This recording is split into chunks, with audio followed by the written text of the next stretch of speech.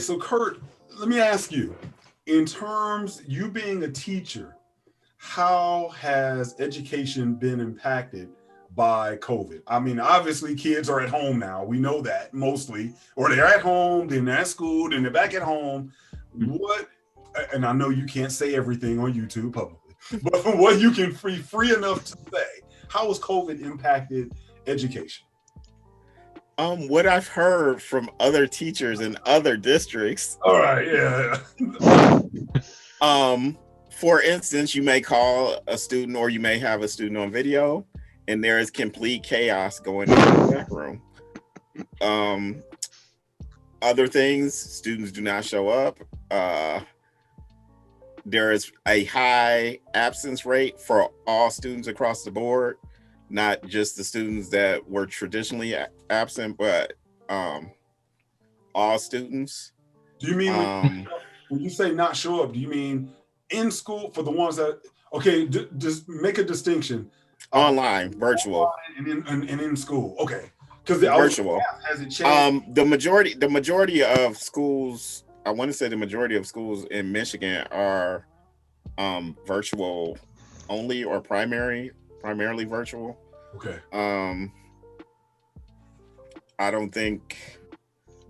I think this will prove that students need to be in school in the classroom, and unless you're a highly motivated student, virtual learning is probably not for you. Did you feel for the majority of students? Did you feel that they were already beginning to push everyone to virtual learning in the first place? Before I do believe prior to this that people thought virtual learning was a viable alternative. However, after this, I don't think people will see that as a viable alternative for the majority of students in K through 12 education. It might be different for college students, but K through 12, definitely not. All right, y'all keep going. I'm still here. Okay. My video just went out, but everything is still rolling. Okay. So now, what do you know the difference, let's say, with the students that have gone back to school? I know here in Arizona, students many of them started going back to school, but one minute, they're in school, the next minute they're not in school. But have you noticed, from what you've at least heard, maybe just teachers outside of Michigan, are they seeing a difference in how things are going with students that are in school? I have not really communicated with any teachers outside of Michigan. Okay. So now when you say students are not showing up, or at least online, so now really, I guess, I don't want to say what does that mean? I mean, I know it's obvious, but what is that going to mean? And let's say, report cards are getting ready to come out. From what I remember back in the day, report cards are getting ready to come out within a month or so? That I'm not sure about, because I'm gonna say it's gonna put a lot of students behind. But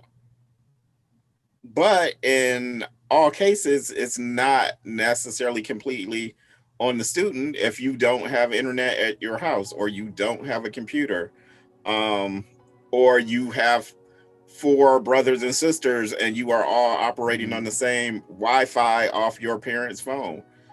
It's just inequity. And I think it's going to accent that more. So students that have access to high-speed internet and computers at their house, of course they're going to perform well. But the students that don't are just going to be left behind. This is something that I think it was on a 60 Minutes piece that ended up coming up. They had one young lady. She had mentioned that she had lived in various hotels, just generally throughout her life. And so since everything has been going on, now she said she was struggling to look at the teacher's instructions on her small phone. Now I have an iPhone 6 that I still use for work, and I know how tiny that screen is. So she was saying how she was trying to blow it up to see, what the teacher was teaching. But, as you noted, between doing that and studying with other people, I think she had maybe 1 or 2 siblings, and her parents in a hotel room trying to do that. And I can only imagine what she was trying to do on a hotel Wi-Fi, or a motel Wi-Fi. She was saying how she would just walk like a mile away to the park and try to do her work there. It really hit me.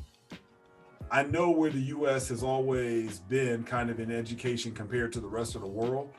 It really made me wonder now, with everything going on with COVID, where students are going to end up being now as compared to the rest of the world.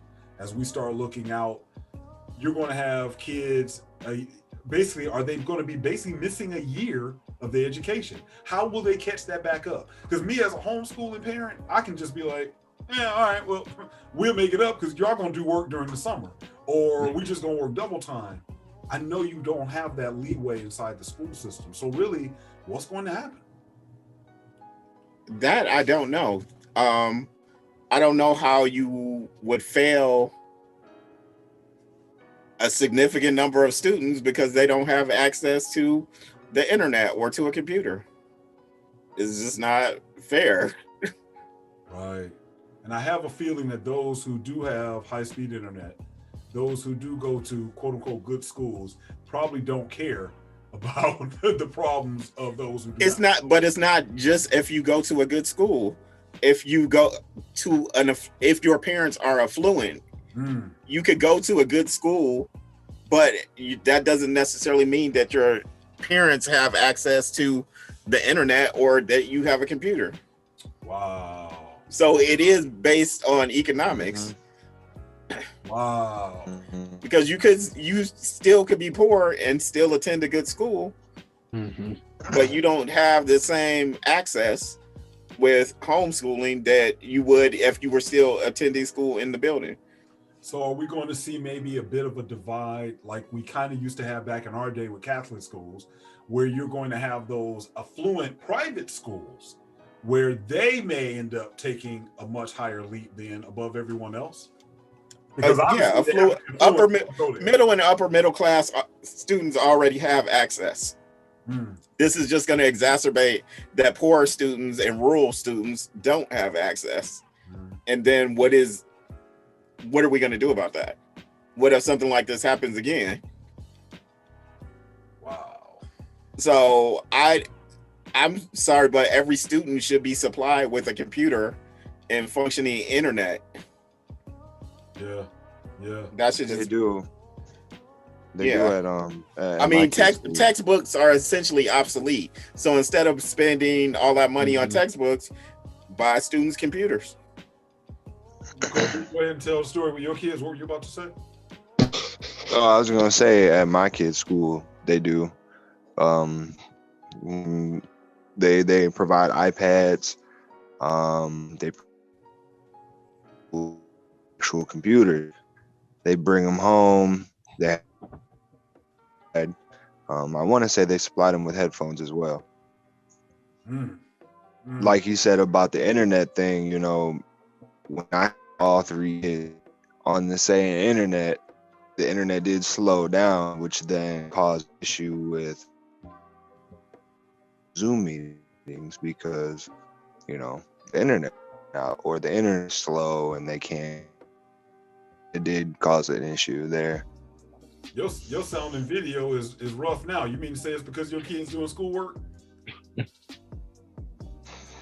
this late? No, it's because of the janky internet. They like, you blaming us, Dad. No, it's the janky internet too. Oh wow. I mean, I guess I'm worried. I'm just worried to hear those kind of statistics that kids are just not even showing up. I would ask for some funny stories, Kurt, but I don't want you to get in trouble.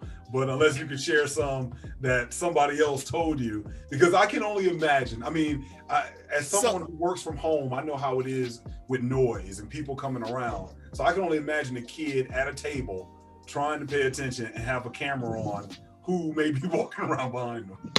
Okay, but that's another issue, having the camera on.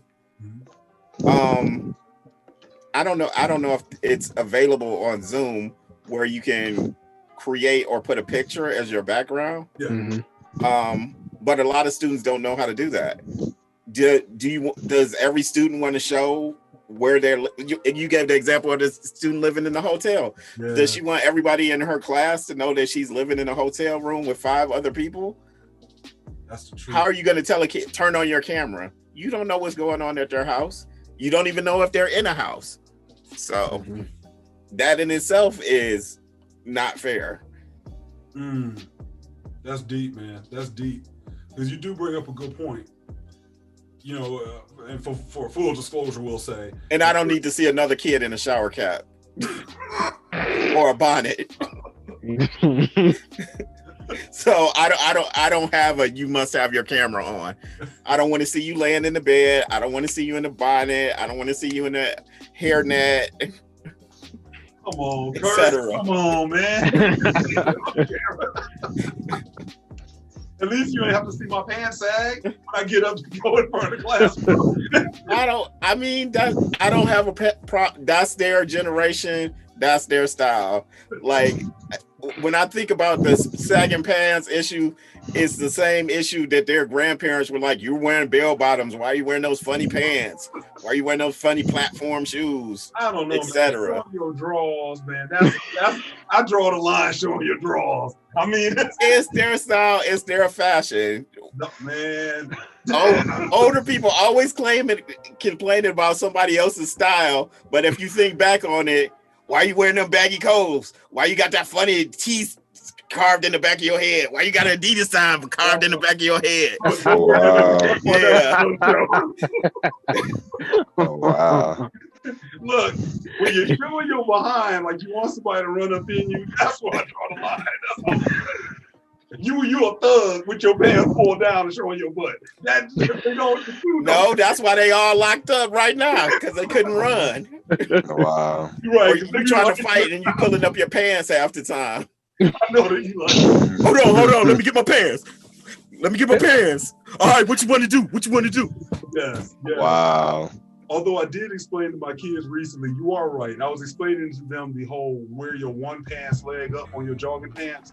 You know, exactly. I will pull it up. That's one that's like, that's a generational thing. Exactly. Why? Boy. You put lotion on one leg, but not the other one. You're right.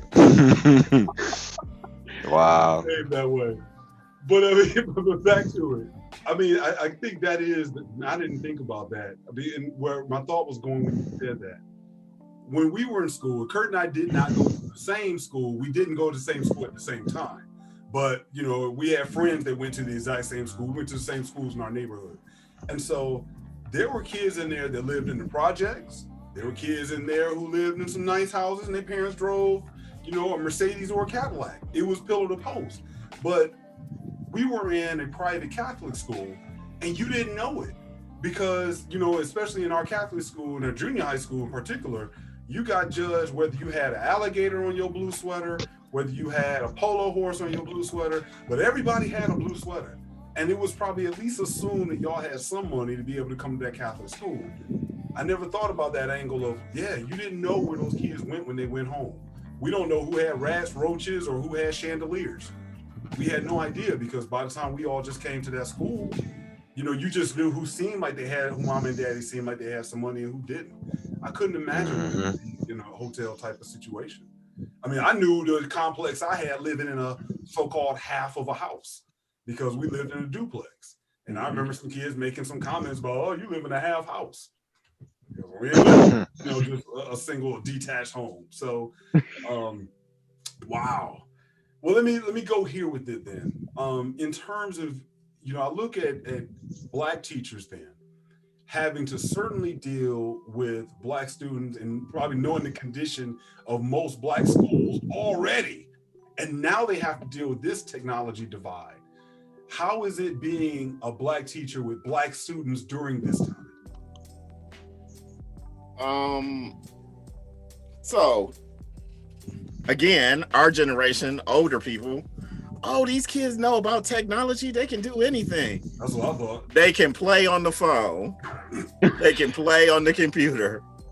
and I mean play. When it comes to, I need you to type this paper, and I need you to spell check it, and I need you to email it to me.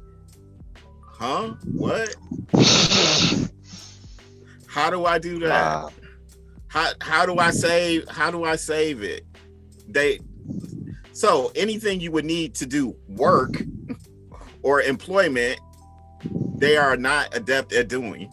So a false assumption is that they are technologically literate, which is not true. Because you know how to play on the phone and make an Instagram video, I'm sure if you become an influencer, it's a marketable skill. But other than that. Wow. I mean, that was always my assumption. I mean, I know in my industry, we look at the next generation, the millennials, we'll just say. We look at the millennials as being the ones that are going to be technological. They're going to be how do we say tech savvy. Yes, we'll just say tech savvy. They're going to be tech savvy. So when they get into, let's say, a car, they're going to immediately know, okay, this is how I'm going to work the nav, or this is how I'm going to work the electronics in here, because I'm used to doing it on my phone, on my computer. So I'm going to be able to do it in my vehicle. And you're saying they're probably going to get in there and only know how to go to Instagram. Yeah, Dev. So now you don't even have to type. Word has come up with the dictate button. You just speak into the computer and it will type everything for you. And wait, what? You may not have to talk. Yes, you have to talk in the video to the Word document and it will type it for you. You do not have to type it. What if I want to type it? Why would you type it when all you have to do is talk to the computer and it will type it for you? Wow. Man, recently we took our kids to a museum, and it ended up, it was in Vegas. So it had the old, I think basically we'd just say newsroom, news building, when they did the newspapers from there. Had this old Remington typewriter there. And I was telling my kids, now mind you, this is going back in like the 1920s or 30s. I'm like, I remember typing my early college papers on a typewriter. And so it's, you look at, I mean, the decades that you have this similarity, but yet now we're talking, that was only a little over 2 decades ago that I was on a typewriter. You mean to say these kids can't even do it when they just have to talk into this thing? I mean, correct. So how? Like I was like, don't you know how to use voice to text? Some of them didn't know how to use voice to text on their phone. Wow. So okay, let me ask this. In corporate world, they would say, let us now have a bunch of classes to show people how to use some of these new things, like now we'll say Microsoft Teams or whatever. I know this caught school systems off guard. So has the school system said, let's have a class on how to do some of these very fundamental things? No, we have not. So I try to incorporate it in my class. I like to demonstrate, show them how easy it is. Some of them still don't know how to share the screen. And it's very difficult to teach someone on the computer when you can't see their screen and they're trying to explain it to you, but they don't have the vocabulary to explain what's going on the computer. So then you have to try and guess what's going on because you can't actually see their screen because they don't know how to share the screen. What grade is this? I was just hold on. Let's play a fun game. I was thinking that too. High school. No, tell them. I wanted you not. I was gonna have you two guess what grade he was talking about, and then I was actually gonna say 8th grade, so I wasn't gonna be students still ask me, can they write things on paper? To which my response is, you will never have a job in your lifetime where you will write anything down in your employment life. Everything you do will be typed or on a computer. So why would I teach you to do something that's obsolete? Yeah. Yeah. Good point. Well, okay, no, you say high school. Now, are we talking about seniors or are we talking about ninth graders? It don't even matter at that point. Not what we talking about. Actually, Well, I was gonna say because ninth graders, when they come into high school, they kind of, it's more of like the wow factor of, oh my God, I'm in high school, where it's like 12th graders, they're just being lazy. So that's where I wanted to see where we were going here. so there are, how can I say, definitely educational disparities where you should know how to write at least a paragraph by the time you reach high school, which students do not. Wow. And then the other thing you have to remember is reading, because the way you learn to write is through reading, because the way you speak is not the same way you write. Mm-hmm. So if you never read anything, you're never going to learn how to write because you don't know the format or the language of writing. Which, and then I gotta, not everything is nondescript in this generation. You know that thing that I was trying to help you with the other day when we was doing that other thing? Oh, that thing. What? Who's on first? What were we doing? You know that thing? No, I don't know. What are you talking about? Well, remember when you was in class the other day and you showed us that one thing and then you went to that? No, I need to know what exactly you are talking about. We're doomed. There is no detail. Everything is in general. We are doomed. Wow. Okay. I definitely do not want to live long. For real. For real. I believe we are about to go into a dark age. Wow. Yeah, it's coming. Okay, so now I do think, this is just my personal opinion, so I'm just going to put it out that way. I do think there is a difference in what men bring to the table in teaching and what women bring to the table in teaching. So my assumption is going to be that may be a perception that you may have, but perhaps maybe some women may feel like they may not feel the same way. The reason why I say that is, I think your style of basically saying, why am I going to do something that's you're not going to need in the future? I think that's something that we do as men often. Even when raising our children, where we're not necessarily concerned with today. It's like, I want you to be the man or the woman. I'm preparing you for the future. So with that said, I think you bring a different skill set. Of course, I'm not saying that women can't. I'm saying that you by default bring that in. You being a black male teacher in that classroom, how is it? How has it been in the school system, period? I think, well, as far as that, I think it's a perspective. So I try to keep a little update on technology. So I see reading as becoming obsolete. So you have audiobooks, every Instagram is that all pictures, Snapchat pictures. So why would you're almost teaching somebody something that's going to be probably obsolete in their lifetime. So for example, MIT already has a chip where you can just put it in someone and they can use their mind to search, or that's where technology is going. So eventually, and then Google is another example. Students don't retain any information because you can Google anything.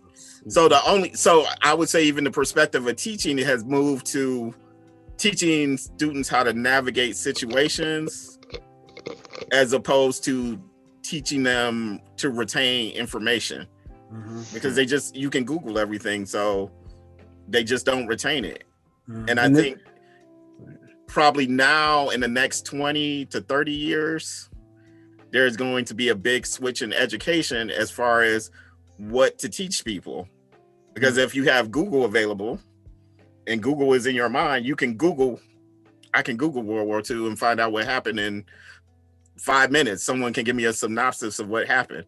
But it's how to apply what happened then to there. For example, I had students do an exercise Friday to determine what was fact and what was an opinion, which was a lot more difficult than I thought it would be. Really? They don't really know how to discern someone's opinion from someone giving factual information that's backed up by data. Terrell, hold your question because I know you were going to jump in, but I just wanted to ask. In today's society, I would expect that, because if it's on Twitter, it's fact. If it's on Facebook, it's fact. If it's on Snapchat, it's fact. if the president tweets it, it's fact. So I would assume that. I mean, I could see how they could get to that point. I guess I'll put it that way.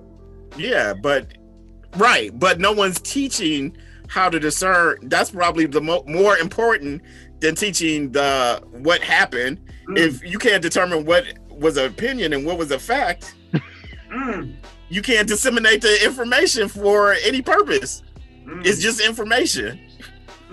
Terrell, go ahead with your question. That was good. I was gonna say, I mean, since I'm the least removed from high school, in my opinion, I mean, that's been the issue in general, is the ground level. Is why are we here and what are we trying to accomplish? You don't retain anything because we're teaching to a test, or from my perspective, we're learning to pass a test. That's it. We're not learning to necessarily, here's how you survive.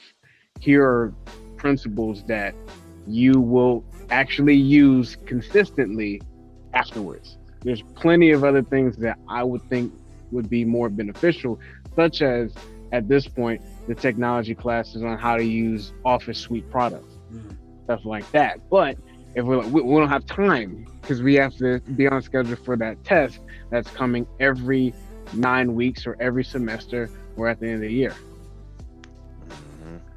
Very true. Very true. Corey, do you want to add anything in there? That even goes. Is my audio better, by the way? It sounds good. Everything is going great. Okay. That goes back to even when I was in school. What, 12 years ago, 13 years ago, almost. We basically just learned things that we don't use in real life. Like, I'm learning about the war, as you say, but it's like, when am I really going to use the war? Like, when am I using this information that you're giving me? And I didn't learn about credit, really. We had an economics class, but we weren't learning about how to manage money. We were learning about silly things that we're not using. And I'm looking at my kids now and the things that they're learning, and I'm like, you're never going to use this stuff.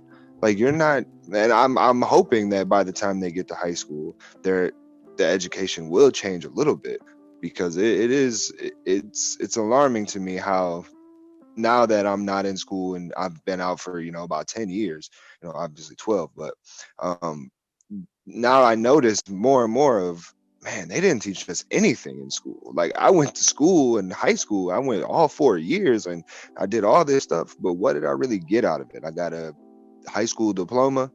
I mean, that doesn't really get you anywhere nowadays anyways. And then you get to college and it's like, I just feel like education as a whole is not preparing us for reality. And it's more of just, like you've told me before, it's more of like glorified daycare more than anything. I mean, that is my homeschool bias coming out when I say glorified daycare, because I realized when a lot of teachers went on strike, really around the country, what was that, a year, maybe 2 years ago, where you had a lot of school districts going on strike, parents were tripping out, and it wasn't about, our kids they need to be educated. It was like, my kids need to go somewhere, Who's gonna watch them? Who's gonna watch them? And it was smart. Yeah. Teachers knew. They were like, we're gonna sit back. Stay at home with those things. Yeah. They gonna cave. And of course, we hear the stories anyway of parents. I'll just say, listening to conversations and things I may hear, or my wife may hear, the parents want those kids. Many stay-at-home moms, they want their kids gone during the day so they can go on their lunchtime play dates, et cetera, et cetera, et cetera. And then they can be at home when their husband comes home at 4 or 5 o'clock. And then when he say, "I'll come, dinner in the house ain't clean," "You're not busy. I've been all day. I've been working on." The kids been in school all day. So what you been doing? I mean, there are a lot of moms out there like that. And if you don't believe me, look at, well, not this year, but matter of fact, you can probably look this year to be a perfect example. Watch the number of women and men, but women especially, that are putting on there how those kids need to get out the house, the kids getting on their nerves. And so as a teacher for you, Kurt, I get you get to look back and say, That's what I deal with day in and day out. Now you deal with this is going to be great for teachers. Yes. There will be no, why are those teachers getting the raise? And we're like, just give them the money. Just give them the money. It's all good now. But I will say, and my curriculum at home is probably a teacher's nightmare, because I guess I view teaching in my home similar to the way you do, Kurt, in a way, where it's all about critical thinking. So I don't have any fancy elaborate classes. We just did one on race in Hollywood. The whole point in that was what you see on that television, and we cut the cable and everything, so it's not like we have a TV on 24/7. But it's just the point that what you see on television, or even whether it's a media coming through your phone or whatever, it's not real. These are the people that created it. Every single thing you see is by design, and it's just trying to teach critical thinking. Well, if we're talking history, let's look at history from a critical eye, not let's believe it. And before we talk about politics later, I'll just throw it out there now. I think that's probably something we really see over the last 4 years. Folks will believe stuff hook, line, and sinker. We saw you do it. No, I didn't. Oh, I guess they didn't do it. I mean, you can lie. We had more people than he did. No, you didn't. Look at this picture. Yes, we did. And then people are like, well, he said they did have more people. So I guess, it's amazing how gullible folks are. So Kurt, I applaud you for teaching those kids that, because it's a skill that I think we're losing as a society overall as a whole. That goes to your by design. I think it's intentionally by design. Mm-hmm. So back to one of my theories. Okay. After the 1970s, and you had the hippie movement, where people were taught to critically think up until that point, education changed from critical thinking to we're going to teach to the test. You have to memorize this information. Okay, so now we're going to have standardized tests. You have to pass this test. Oh, there's no writing on the test, or you might have to do one paragraph on the test, but it's not a critical thinking test. It's a matching multiple choice for the most part. So so that started in the 70s? We hit school in what, 75? So that started in the 70s? I believe standardized tests started in the late 70s to early 80s. Well, it's interesting you mentioned. I mean, I know there were some standardized tests a little bit before that, but when it was to test, could you read or not? Well, I was just can you do basic math or not? Yes. Yeah. When we started testing the kids every year, the standardized test that I was reading from people who recommended them said, go back and use old tests. Now, on one end, that seems counterintuitive because you want them to have the most recent and the more, words that are they might be more familiar with. But that was the reason. The old tests, going back into the 50s, the 40s, etc., those tests were actually a little bit more stringent than the more recent tests. And for us, it would have been in the 2000s or so. So it's funny that you mentioned that. And I guess you would not have wanted people to think critically because that was around the time of the Vietnam War. And that was the first time that Americans started saying, wait a minute, why are our soldiers getting... They didn't think that way in Korea and in World War II and in World War I. Now you have folks, and it's on television. That's a good point, Kurt. And what ended in the 70s? Which part? The Vietnam War ended in the 70s. The draft. Yes. Why am I going to fight? I'm not going to fight. No. Fight what? For do what? Nah. For who? I'm staying here. I'm not going. And then we went to an all-volunteer army. And where do they tend to go find their people for this all-volunteer army? Low income. Exactly. Wow. And you might have noticed war coverage. Are there any pictures of people being shot, killed, maimed? A bomb went off but they don't show the people. Well, George Bush, I know, said he didn't want caskets returning home. He didn't want them to record that. I remember that was the big thing. And the other thing is, poor people complain and nobody cares. But it's when it's a senator's son, I'm not going. Did you see what they were doing over there? It has weight. Right. Wow, man. Good points. All right. Before we conclude this topic on education, I did want to throw out there and ask you. I asked you first, Terrell. in your times of being in school, how many black male teachers do you recall having? Not substitute. Not substitute, but if you want to throw them in, you can, because I got a feeling it's not going to make that much of a difference. um,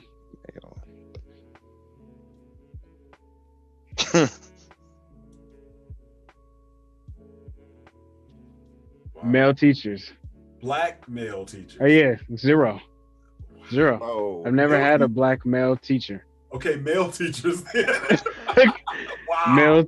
Male teacher. Not including Jim. Yeah, that's No, another you one can too. include Jim. I'm going to Okay. Oh, okay. I was gonna Wow. say. All right, yeah. Okay. So we have one in elementary school that I have. We have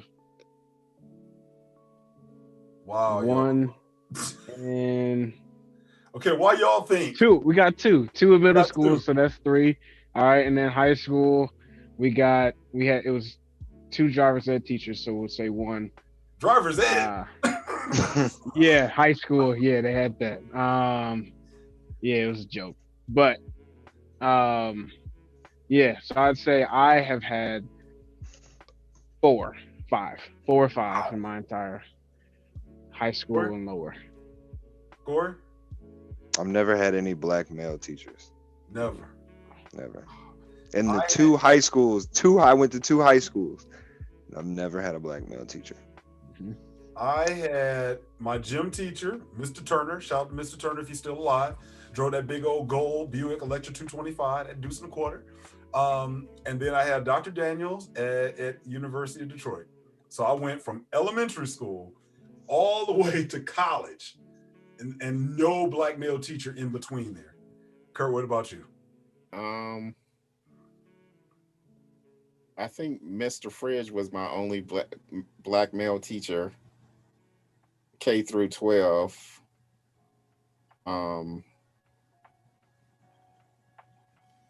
In high school. Trying to think. I went to Central State, which is a HBCU, so I probably had 3 there, but I don't really remember them. And then at U of M, black male. Black male.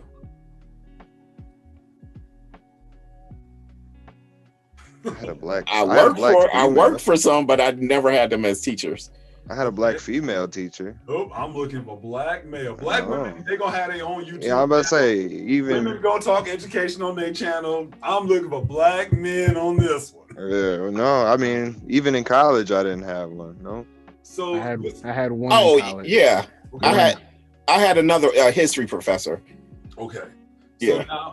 So actually, now that you made me think, Chris Gillard, I had him as well. So that make 3. So now my question to you, Kurt, is this: if we go back historically, black men love to drop knowledge. I mean, we have a series of barbershop movies pointing out that black men love to drop knowledge. Black men love to drop knowledge, whether we're talking Iceberg Slim, whether we're talking Malcolm X. No matter what, you can always find an old black dude that's dropping knowledge. So why do they not go into teaching? It doesn't pay any money. At the end of the day. Definitely now, I would say in this generation, there will probably be less black teachers. Wow. Because especially if you're good in math or science, why would you become a teacher? Ooh. You're going to go into engineering, or you're going to go into IT. Well, I told my kids to do. One went in IT. So you're right. So there were vision in engineering. Both of mine. By the way. You're right. I'm going to say there'll probably be less black teachers in the future. I mean, then how do we? I guess I'm going to say I just do not trust anyone else to look out for us but us. So how do we change some of the things that we're seeing? Because if I'm a suburban teacher, go ahead. I was going to say I'm in a black district, so there is lots of black male. I want to say 1, 2, 3, 4. I think we have 5 black teachers at my school, male, Okay. and administrators or actually no administrators. But I want to say in the majority of schools I worked for, when I worked in the black district, the majority of administrators were black males. Do you feel that on the administration side it's enough, or I guess I'm thinking we need more administrators and we need more teachers that every single day that child walks into a classroom, they see. I think it's even good to see.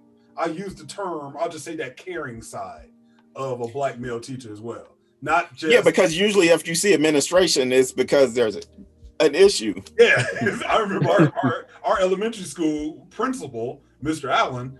I only talked to Mr. Allen a few times, and once was to get a paddle. So you're right. That's that part about it. So I guess that's what worries me, because I look at the crises that we seem to be in, and I look at the black men out here that I do think will probably make some good teachers. I'll be honest, I thought about going into teaching, but you're exactly right. When I looked at the money and the amount of education I would have needed, I wasn't going to make that move because my family, we would have went bankrupt. I didn't have time to go get a degree in education, then do an internship. And some people say you may or may not get paid for that internship. You don't get paid for student. You don't get paid for student. There you go. And I had already 3 kids, so there's no such thing as I don't get paid. And they also encourage you to get a master's, and you also have to take continual education. So is that rigged? Is that fixed for a reason?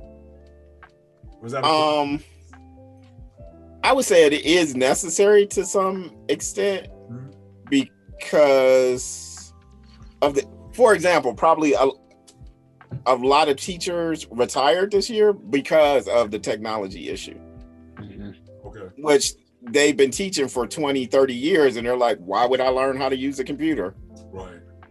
Because you need to know how to use a computer, because students need to know how to use a computer. Well, I mean, we can so students don't ask me, can I write it out and turn it into, take a picture and turn it? No, you can't. You must type it out. Just like if you were in college, you would not be able to turn in any handwritten assignment. Yeah. So, but you would have a teacher that is not familiar with technology. Sure, you can turn in a handwritten essay or 5-page paper. Yeah, that's crazy. All right, we've talked on that one enough. I think we're going to revisit more in the future, but I know we got a lot on the docket. So let's transition. Let's talk politics for a moment, because it kind of rolls into education. I'm wearing my shirt that I'm not a Democrat. I am not a Republican. I am black, and so I wear that because obviously this election, for someone who took the position that I did on voting, and certainly for voting for Joe Biden, it seemed to be heretical, because it was like a non-vote for Joe Biden is a vote for Donald Trump. And then we ended up hearing that, well, black men, nearly, I think 18 or nearly 20% voted for Donald Trump. And look at black men going to vote for Donald Trump. Mm-hmm. Finally, the dust has settled. We don't know if the orange guy is going to leave office or not. He says he may, but who knows what might happen. Another war might get started off between now and then. He might start as he gets ready to go out the door. Who knows? Wow. But the one thing I did want to discuss is, I don't know, we have to still talk about it. How do y'all feel post-election? I'll chime in with mine as I go along. Let's start with you, Corey. I mean, honestly, what a time to be alive, you know. It's almost like you had to pick the lesser of two evils, you know. You had Donald Trump, who is the a-hole, you know, but he's also the one that's he's about action, where, you know, Joe Biden is the nice, soft-spoken, you know, rah, yeah, for the people guy. And they both have skeletons in the closet. And I guess Donald Trump is a little more open with his, because we all know that he's more than just he's not a politician, he's a businessman, where Joe Biden's a politician. So a little bit of his stuff is more hidden, where Donald Trump is more out in the open. So, I mean, Yeah, it is. If you took a vote away from Biden, that it was a vote for Trump, because it was kind of like that with the Hillary and Trump situation, where a lot of people didn't vote or voted for somebody else and not Hillary, and then ultimately Donald Trump won. So, I mean, we'll see. A lot of people wanted Trump out. The more I watched coverage of the election, the more I heard things about Biden, the more I heard things about Trump. I started to think that they were a little more over-exaggerating about Trump and some of the things about him, and Biden wasn't the best candidate either. So, like I said, I guess we'll see. Terrell. Yeah, I'm just glad that whole thing is over. I mean, I was tired of a few things. Number one, people calling my phone, sending text messages, and Yes. every commercial is about I approve this message, and he doesn't care about kids. What, man? All these types of things and stuff. I have I definitely would have been scolded. Certain people heard about my thoughts and everything. I personally, I didn't participate. I refused to participate in choosing between the two Uh-oh. of the scum. Period. Uh-oh. That's me. Currently, that is, and that's mainly on the primary. Period. So I'm gonna put that on Front Street. What do you mean? What do you mean by you chose not to participate? Just define that for us. I did not check anybody. I did not fill in a bubble. Okay. That's so, and that's the young generation. But that was my decision this time. Last time I voted the first time, but not Put this. my hat real good like an old guy. Do you know how many old black folks died for you to have the right to vote? I love that. They died for me to have the option to vote, because black people want to be included. They don't want to have to participate. We know that from corporate America. We want to always be able to have the choice to get in with them, but we don't want to frolic with them. That has been pretty much the census. So I look at that, I'm like, yeah, I appreciate it, and that's awesome. But I'm gonna exercise my right to not. Kurt. What? Help me, Kurt. Help me. What? You are participating whether you want to or not, So because you are part of a society. Yeah. So when you vote or don't vote, it still has a consequence. I want to choose my consequence. I'd rather get shot in the foot than get shot in the head. So that's how I always think of it. Donald Trump is a shot in the head, and I couldn't deal with that. So I'll take my Biden shot in the foot. So so I'm not the most. I used to, I'd say when I was about 18, 19, I was like, oh man, 17, 18, I was sitting there, I was trying to dive heavy into understanding politics and understanding laws and all that stuff. And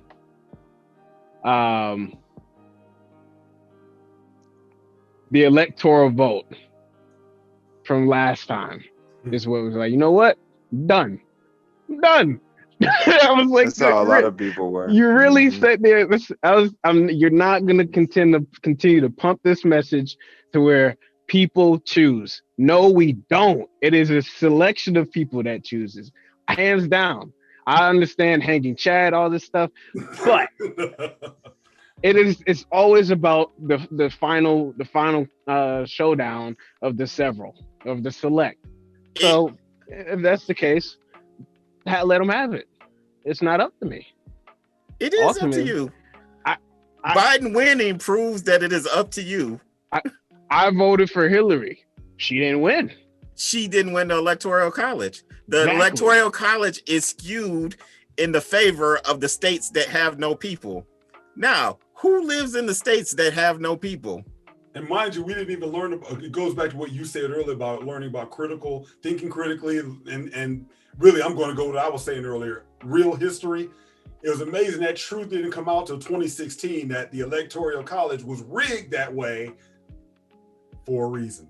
No, that has always been out if you would have paid attention in civics class. But I actually did in my 9th grade civics class. Shout out to Miss Griffith. I can go find her and get in touch with her right now because she's on my Facebook. But she didn't tell us that the Electoral College is set up the way it is. And number one, even the fact that we have an Iowa caucus. Why is Iowa dictating who is going to be the front runners in an election? Little bitty Iowa. Why? Because it's one of the whitest states. And also the Electoral College is that way because you had all of these freed slaves that were in these other states, and they were like, we can't let these folks go ahead and decide who the president is. So as you said, no, Electoral College is before the freed slaves. The reason the Electoral College is set up is because the founding fathers, our great founding fathers, thought people were stupid. So they didn't want popular vote to win. That's why we have the Electoral College. They wanted the elites because senators used to be appointed and electors in the Electoral College are appointed. So puppet strings, they control the puppets, they pick the winner. And before, I want to say Kennedy, the person that was going to be president was chosen. It wasn't this primary fight it out. It was like, hey, we should pick him. We think he'll be a good guy. He can run it. That's how the president was chosen in the smoke-filled rooms. So it was all rigged. It's still rigged to some extent. But however, the more people that vote, which is why they try to keep people from not voting, then the more choice we have. Because if electors, for example, Michigan, they're saying the electors are not going to vote for Biden, it will be a significant backlash if the Electoral College goes against the popular vote in Michigan. They still could. It is possible. It is not illegal. But however, there will be a heavy consequence if it is done. Consequence. And why is it illegal, actually? Too? Then they would get it. Because the electors are appointed, they don't have to vote for who won the popular vote. So who's in charge? The people who pick the electors for the Electoral College. Nobody here has any. Exactly. It's my point on why at the end of the day, you still can affect the consequence. So if they go against that, then there's going to be a heavy push to get rid of the Electoral College. And do we want that?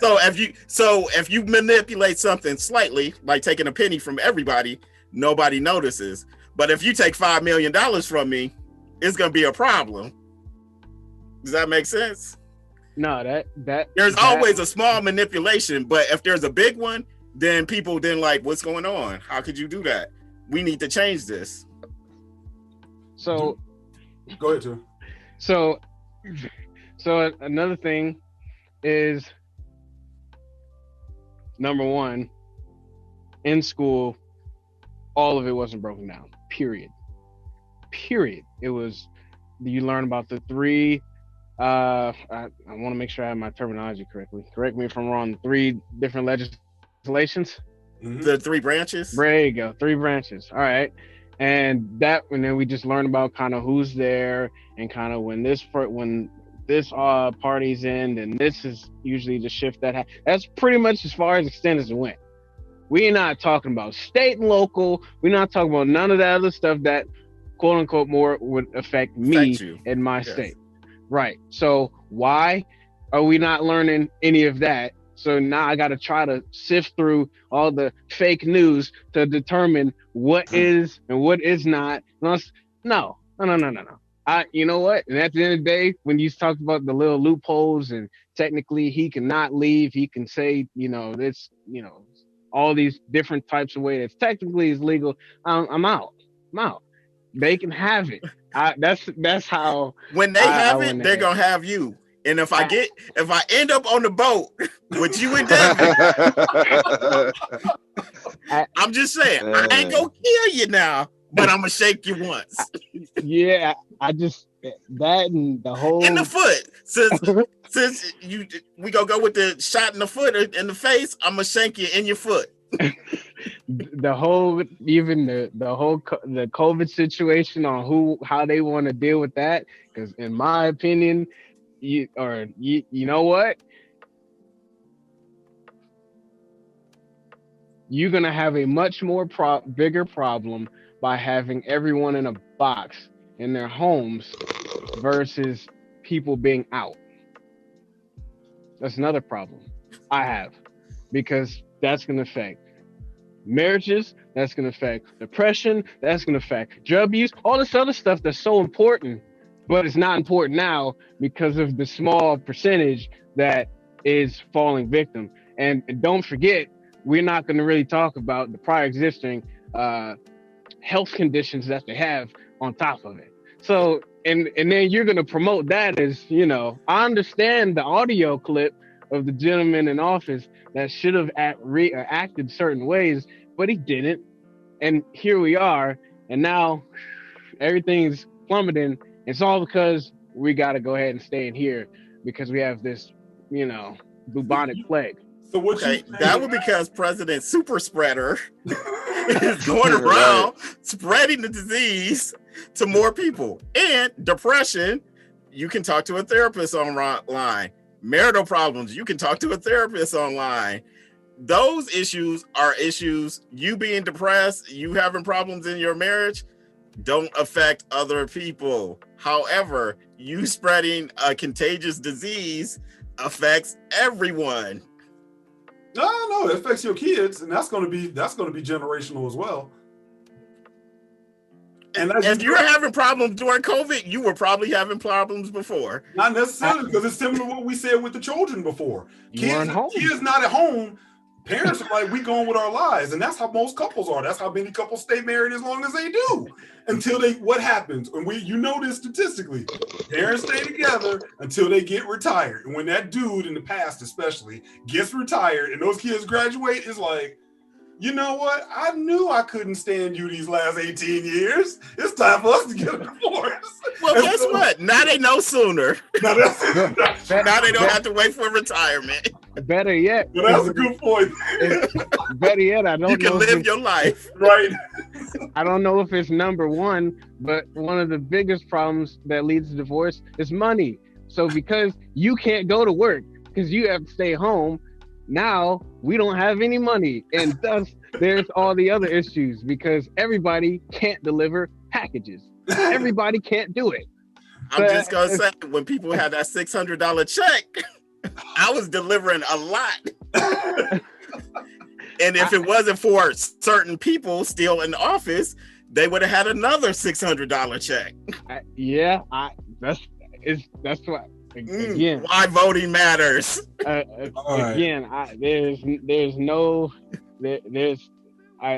much as all that stuff, and then there's some things with the the VP, because I would how I look at it is man runs the household, right? Man runs the household. So what I want at Biden's age, preferably, Lord willing, nothing happens, but something does, who's runner up? Kamala Harris? Yeah, but who runs the household? The man or the woman? So really, you said you were better at it. President. Huh? So really, I'm saying you wouldn't approve of her being president. No. I didn't say she can't be. I didn't say she can't be. Obviously, she would be. I'm just saying, when I look at who runs the household, how do you run a whole country? Just on regular factors. It's just basic structure. I'm not talking about, I know somebody may be more qualified or XYZ, but that just doesn't mentally match up to me. Okay, I know several women that run households. I don't see a problem with it. I'm not saying they can't, but if I have a male who's supposed to be the leader of a household, if there are male options, how do you become the one? Which is why I look at my vote, what I did in 20, what would that have been 16, 2015, 2016. That was my thinking then. I'm like, I can't have this guy. I can't. Look at And you him. see what happened when you had this guy.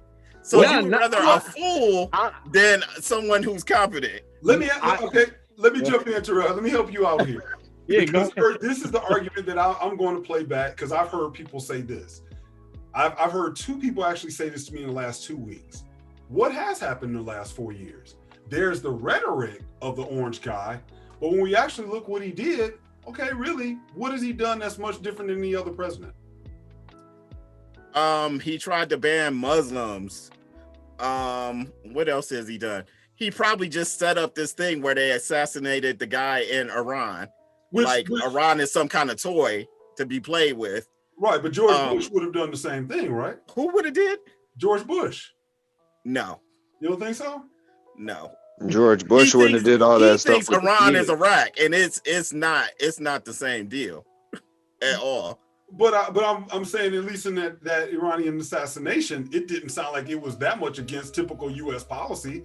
I mean, we've been doing this to people for decades. If there's a guy we don't like, we don't do it to the big dogs. We don't do it to the big dogs. That's true, but he got the nuts to do it to the big dogs, and I think that's another reason why people like him. And I won't be surprised if a bunch of Trump establishment hotels get hit in the next couple of years. Maybe. But I'm just still saying, I mean, I think that's been one of the attractions. Somebody even told me that I would say a millennial that we would not have been expected to be a Donald Trump supporter was a supporter because of moves like that and because of his positions with China, etc. That he did things that no other president would ever have the balls to do. And so, I was like kind of surprised to hear, I'm going to use the term for me, the kid, say that, because I wouldn't have, I was like, well. What did his move with China do? Put a bunch of farmers out of work. And it's funny. I mean, it's a good move, though, because A, the people that liked the move voted for him, and B, the farmers turned around and voted for him again as well. Because I watched but they still lost. And you voted for someone that lost you business, that lost you money, that is going to make you bankrupt. Which was why it was such a good move politically. Because I'm going to disagree. I think Trump was a politician. I think Trump is a politician, and I think Joe Biden is a businessman. I think, and the reason why I'm saying they're the same thing is the same reason that I say every hip hopper wants to be a basketball, or really we'll say a basketball player, and everybody in basketball think they can rap. It's entertainment. It's both. Still, we're talking about one coin, just two different sides. And so when you look at a Biden is a businessman. You know why? Because as Trump actually said, I remember him saying this about 2014, 2015, right before he said he was going to run. He said, I know politics. The reason why I know politics is because all those politicians come to me for money. They need favors. And I go to the politicians when I want to put up my hotels, my golf courses, etc. And so that's why I think they're all the same side of, or they just different sides of the same coin. So I don't like to cut Trump that, tight on him not being a politician. Now, whether he's a good businessman or not is a different story. But I'll say I think he's an excellent politician. Yes. And I think he knows Americans better than the Democratic Party knows Americans. Unfortunately, that's the problem. And I think that's one of the biggest issues with Democrats is they don't know Americans. They have to. They're for all Americans. They don't. That party. They don't know. Okay, so this is one of the things I like to bring up.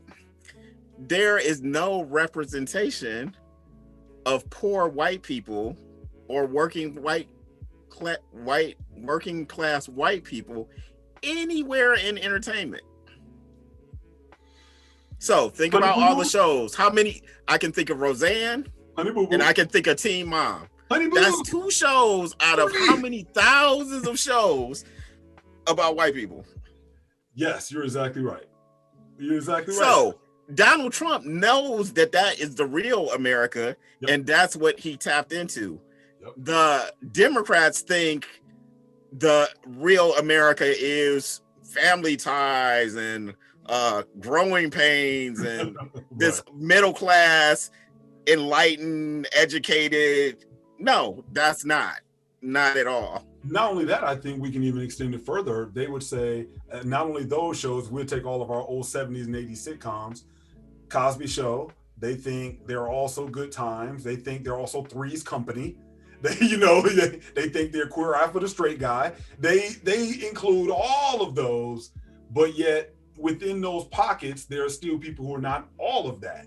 They still, James Evans might not be down with Three's Company, and so they would just not really think that James Evans really matters, but just all Black folks in the ghetto need to get on that bandwagon and vote for them, because if you vote for the Republicans, you're going to be screwed and live in the ghetto and in the projects the rest of your life. Problem is, Good Times in the projects, whether it's a Democrat in the White House or whether it's a Republican in the White House, which leads me to help you out a little bit, Terrell. Terrell, I just have to tell you, I did not vote for either one of them myself, my friend. I know you didn't. I know you didn't. Stay out there on your own. Until the 20th, I need to know what right foot or left foot. Well, see, I view this differently as well, Kurt. I think that you're right. You can get shot in the head, but you're right. I think that one political party does shoot you in the head, but I don't think the other political party shoots you in the toe. I think the other political party does kind of shank you, and while you walk, you just steady bleed out. The difference may be where you die, but I think with both of them, you're not walking too far. One is a bit more violent, one is a bit more overt, but the other one is just, and then you walk in, it's like, hey, I got blood on my hand. And then the next thing you know, you passing out and falling down, and then they step over you and say, well, we tried, but we couldn't save them all. And we gave you Obama, and maybe Obama can give you a nice speech and he'll revive you. He'll do your eulogy, because we know how y'all like church. Because we come into y'all churches anyway every 4 years and give a nice little sermon on how y'all need to vote for us. My point is, Terrell, I'm with you. I voted. I didn't vote for any of them because I don't accept the belief that you choose between the lesser of two evils. Because for me, it's just for me, I can't be settled with a position of voting for evil. Because now, regardless, I think just philosophically or logically, I'm voting for an evil system. And I would prefer not to vote for an evil system, because if the evil system is going to reign, then again, what difference does it make? Now, that being said, y'all know I'm a disciple of Neely Fuller. Love Neely Fuller. Neely Fuller is one that has traditionally said, now he's still said this, I wonder if he's really as hard as he used to be on it, but he's always said over the decades, we are making a decision based on our warden. Because don't get it twisted, Black folks, you are in a prison system. Neither of these wardens are going to let you out. But that's why his favorite movie is Shawshank Redemption. Because if y'all remember, y'all saw that movie, Morgan Freeman and I forgot my man, Andy Dufresne, they were able to get privileges. They were able to go drink ice cold beers on that hot tar roof that they were working on. They got to get out the prison. They got to go work in the library. So he would say, that's kind of how you should look at a politician. What privileges are they going to give you? But don't ever think they are going to let you out of the prison. You just may get privileges with one president or other president. I like that analogy. I agree with that one, but I don't. Great. Yeah, I agree with that analogy, but I don't think it's just for Black folks. That's for the majority of people in this country. Absolutely. I agree 110%. However, our concern is always going to be for Black folks, because I think as Claude Anderson points out to us, this is why Claude Anderson is one who said, remember, Claude Anderson worked in the Carter administration. He drafted up the affirmative action, the legal portion. He always talks about that early on with Carter, and I think it might have been Florida or something. I have to go look at it again. But Claude Anderson has been a big one to say, I don't even know why y'all Black folks waste time voting. Because his point is, numbers-wise, mathematically, it doesn't make a difference. However, and as Malcolm X pointed out, they need us because our 13% or whatever make a difference, because as you saw in this election, one side is here, one side is there. So if we can get just 2 million other Black folks on our side, that's going to determine, that's why we need y'all. We need y'all. And so Claude would say, you need to start holding out until you get something. because right now you're not getting anything, and you won't get anything because as long as you support the Democrats, they believe it is kind of like a totem pole. Black folks are always on the bottom. So until they can do something to rightfully move Black people up that totem pole, what they do is they keep us at the bottom and they say, well, we're going to bring everybody up, which they've done that. But when you bring everybody up, where we at? We still at the bottom. We still getting screwed. And so that's where he would say, it's about time y'all started getting, y'all as in himself, of course, included, we need to start getting something for our vote. And we never go to the Democratic Party demanding that. We just say, we will be content with Obama saying, I'm the president for everybody. With Kamala Harris saying, I am going to benefit everyone, not just Black folks. So when they tell us that, and when I listen to Chuck Schumer, and when you can go look on YouTube, Chuck Schumer is doing videos where he's talking about the importance of Israel and the Jewish community that he has in his position with the Democratic Party. When you had forgot the gentleman's name, that he's going to be the Secretary of State under the Biden administration, another Jewish gentleman still directly talking about the importance of, I think it was his grandparents were in Auschwitz. So he's again making a direct correlation to what he's going to do and how he's still involved with his people. Yet when Black people get in political office, what do? They distance themselves from us. They all of a sudden become everybody's president. Why? Why can't you say, no, I'm just for Black folks? Because you have to play the game. Oh, that's why. How can we ever play your role? You play real bad boys move in silence. That's another thing. That's how you play the game. So you have to remember, we're part of a coalition, and it's a fragile coalition, and you have to fundamentally remember that they don't like us. Okay. At a basic level, they don't like us. So you have to play the game. It's for everyone. We're going to bring up everyone. You can't play the game, this is just for Black people.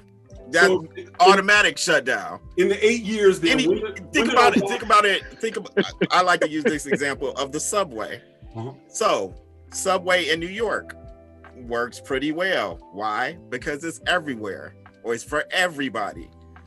Detroit bus system, garbage. Why?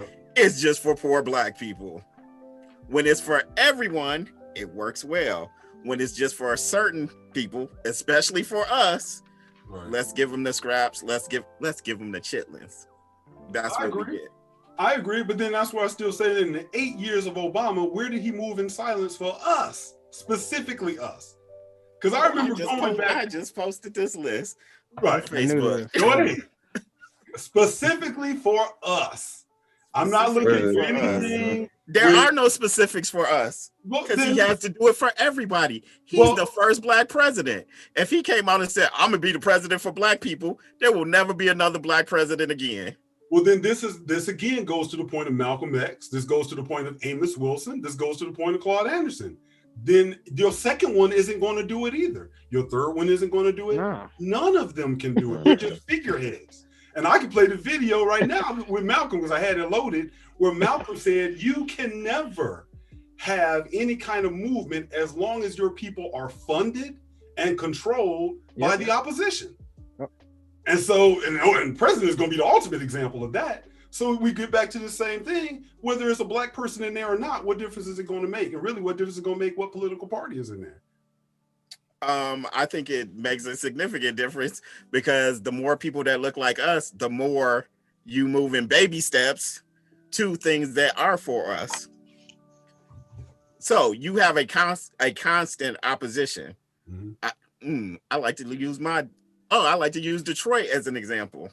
So Mike Duggan, mayor of Detroit. When you lived here, what was the problem with your car? Car insurance. How many Coleman Young, Kwame Kilpatrick, every Black mayor for 30 years tried to get that changed. No haps, no movement. Mike Duggan becomes the mayor. Certain people start moving back in the city. Hey, we need to change that insurance. It's not fair. We need to change it. So certain people can get things done that we can't necessarily get done. But when it benefits them and we can move them to that, how it benefits them, then they're like, oh, maybe we should change that insurance. Detroit's not that bad. Did that benefit us? Yes, it did. I'm glad you said that, because I think that's actually leads me to the other thing I was going to throw out here to everybody. What about that big to-do about 18% of black men voting for Donald Trump? Because I would bet that's their philosophy. In a lot of ways, what benefited whites, they viewed as that's going to benefit black men as well. I always give you the one with the gun issue.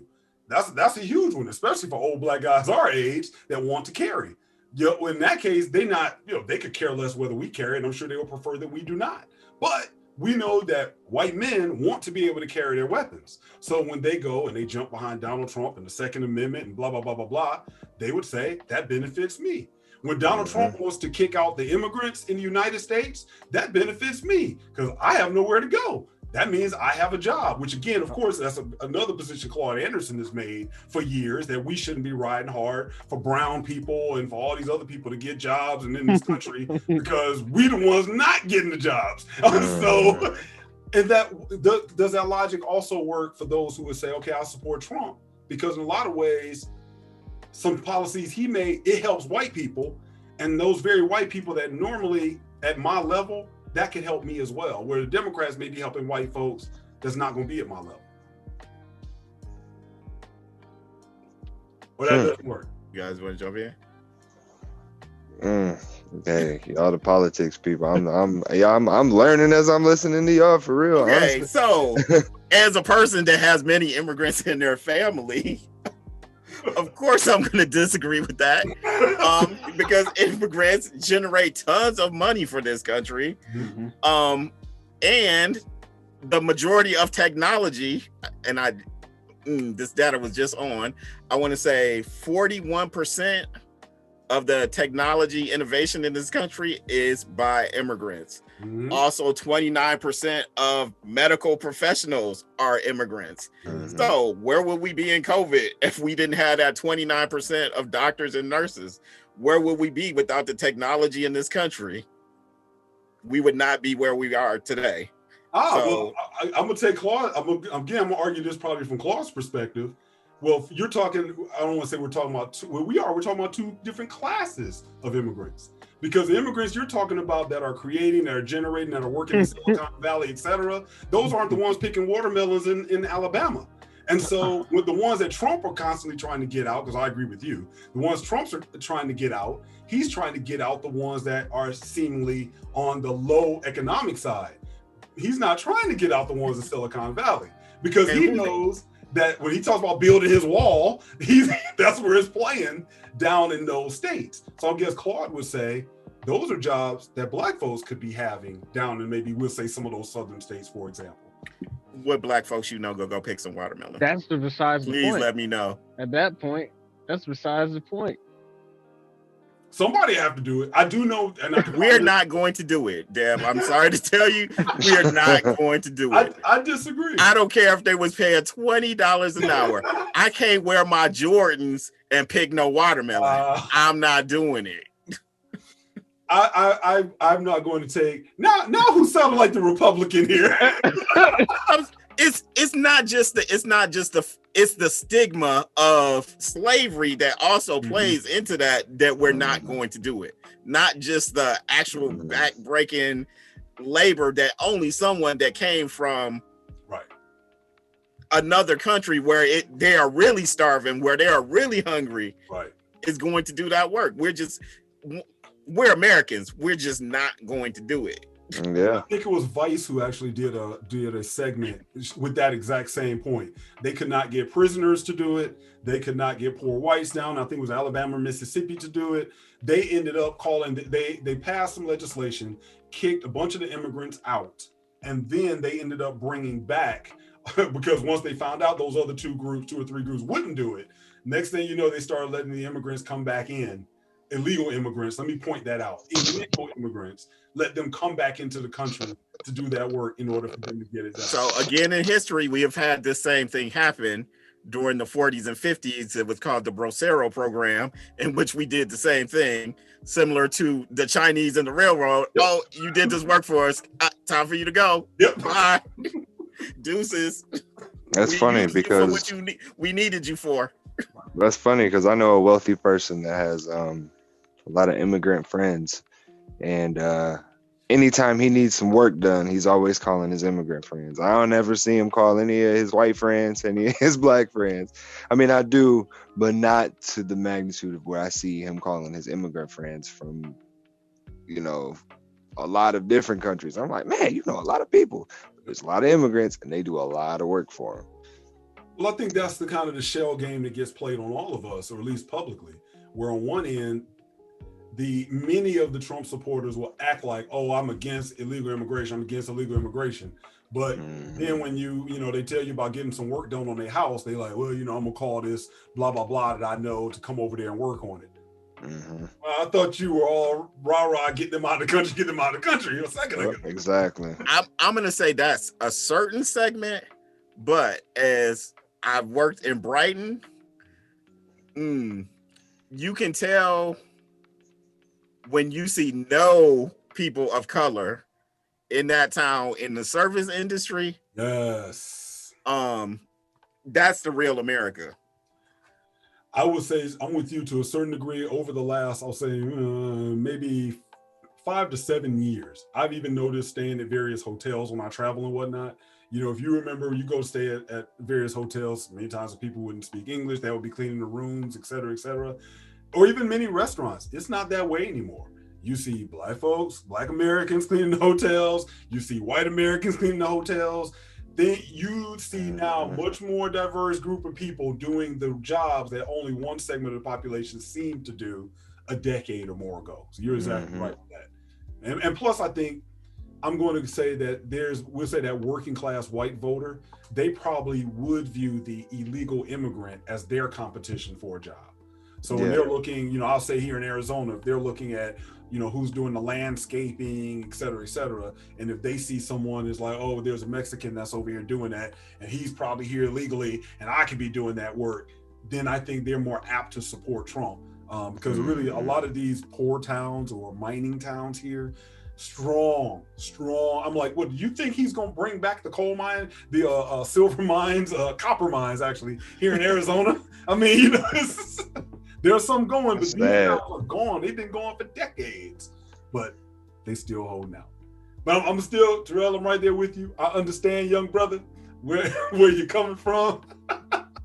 And I would say, Kurt and Corey, we wish to work with you, not against you, because we hope that you hold your president to whatever promises he made to you over these next 4 years. Other than that, I'm joining the Asian community. I am joining the Jehovah's Witness community. I'm out. I only voted for Biden for really one thing, and it was more healthcare related than anything. He's gonna help me with the healthcare. Hopefully, he helps me, because Trump sure didn't. So I just had to get rid of Trump. I don't even. I would like him to do some things. For example, making DC a state, making Puerto Rico a state. I don't think he is going to do that. I would also like him to add to the Supreme Court, but I don't think any of that's going to happen. I think one of the things I learned through all of this last election cycle that I'm going to miss about Donald Trump, I'm truly going to miss about him, is that my man turned the lights on and you saw where all the roaches were at. And that part I like. Matter of fact, I'll even go as far as to say, the 5 of us, if we would have said that any US election is rigged, people would have been like, oh, here you go, putting your conspiracy hat on again. Always talking this conspiracy stuff. Yet the president of the United States comes out and even before the election says, the election is going to be rigged. The election is going to be rigged. And now I'm meeting people saying, that election was rigged. They wouldn't have listened to me telling them that election was rigged a year ago. They weren't listening to that with what was that, the recount in Florida? Right. They weren't trying to hear that then. In 2000? No, it was. But now all of a sudden we're willing to have a conversation about the election is rigged. And I think that was because, again, I think Donald Trump, probably being a narcissist, is very good at projecting. And so when he said that election was going to be rigged, he meant it. And I know it's a lot of things he said. He kind of told us early in advance how things are going to go. And it went that way because he probably told some stuff. They were like, you ain't supposed to be telling that. Shut up. But he can't help himself. And then I'm going to miss about the guy. Well, I do think he's an excellent politician. And if he gets out of going to jail, he will still be around until he dies. Yeah. And I hope he actually splits from the Republican Party and makes the Trump Party. I think that could be very interesting. So if that's the way we got to get a third party, I'm down with it. I'm with you. At the end of the day, that's what I think I would like to see more than anything else. Is finally let's get out of these options of the two, because it's almost like what I do remember learning in civics class is the problem with communist countries, they actually have free elections. It's just one party you can vote for. So how better are we? It's only two. And I don't know about in y'all state, but in Arizona, we only had 3. I remember in years past, you usually had Democrat, Republican, Libertarian, Green Party, and maybe the Socialist Party or something on there. This is the first time I ever remember 3. I've never seen just 3 on the ballot here. I don't know how it was where y'all were at. I can't like, even wow, remember. we're getting even a lower list now to choose from. All right, let's move on to something a bit lighter. Let's move a little bit over to the sports world, the time that we have left. Big fight coming up tomorrow. Big fight. Roy Jones Jr. versus Mike Tyson. Now, only Kurt and I are probably old enough to say we remember the real Iron Mike Tyson. We remember the Mike before Desiree Washington and get locked up. We remember the Mike with Don King. We remember the Roy Jones. So do you young guys, and Terrell, we'll start with you on this one. Do you care? I mean, yes and no. I had picked up boxing, so trying to go ahead and, see this fight just because I never saw them. Obviously they are, even though obviously they're still much better than the average person, they'd technically be a shell of themselves, so I never got to see what it was. And now they're going to be wearing headgear and, changing the ounces and the gloves and stuff like that. But, it's still something to be able to go ahead and see, and enjoy, all in all, right? To be able to go ahead and pick it apart now and then look at how they were, 20 years ago, 25 years ago, and see how they were doing and stuff like that. So, that's my take on it. Corey, do you care? I mean, this is almost like watching Big 3 basketball. Oh, it's not that bad. You know what I'm saying? Like, look, come on, man. Look. At least this was much shorter time. This is, I mean, we're talking about Roy Jones. I haven't heard, honestly, anything about Roy Jones Jr. since he started rapping. Honestly, like, Roy Jones, he's been out of the game for a while. And, I mean, he's fighting Mike. I mean, Mike is... I don't know if you've ever listened to Mike's podcast, but he just seems like he is still got a lot of anger built up, and he might kill Roy Jones tomorrow. I don't know. So it's like I don't. Is it on pay-per-view? Yeah, of course. Yeah. I heard it might. Oh, well, then I really. Most sold ever? Yeah, I really don't care then. Yeah, I really don't care then because I'm not paying to watch 2 old guys fight. If that's the case, I'll go. If that's the case, I'll go downtown and I'll find a perfectly fine fight in 2 old dudes.